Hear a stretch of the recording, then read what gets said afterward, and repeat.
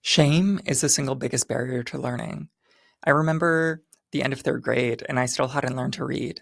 I was in those pullouts where a teacher would come to the classroom and take me out for one-on-one work, and everyone knew what that meant. It meant that I was different. I went on to get a full scholarship to Harvard College. And I think one of the things that's so important to emphasize is the level that you're reading at is not indicative of your intelligence. Reading is a skill, just like throwing a baseball. And it comes more naturally to some people. And for others, it takes a little bit more work.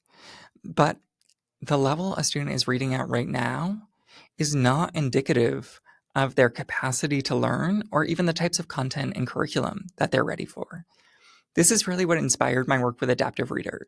We want to make sure that every student, irrespective of neurological differences, interrupted education, or the language that they learn at home, is able to fully engage with the curriculum even while they're improving their reading skills.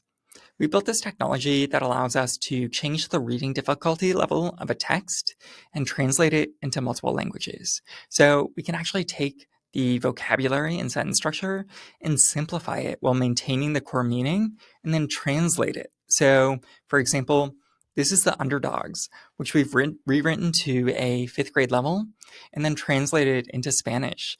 We're able to take this text. We have 90 different versions of the underdogs that you can order right now. And then students can actually scan the QR code on the back of the book, type in any one of our passage numbers on the pages, and it will start reading aloud to them from that spot in that language in a voice that sounds like a real person.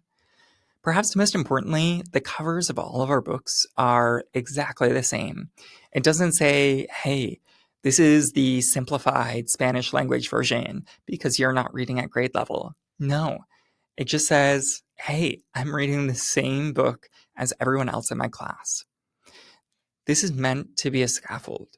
It's not meant to keep students at this space forever, but it is meant to make sure that they're not so ashamed that they stop trying at all. And this is, I think, the really critical thing to remember.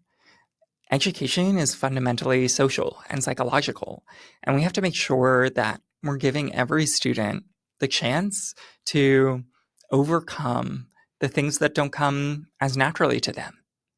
And so that's our mission and our vision for Adaptive Reader. I imagine a world where no language is too small to have access to every text.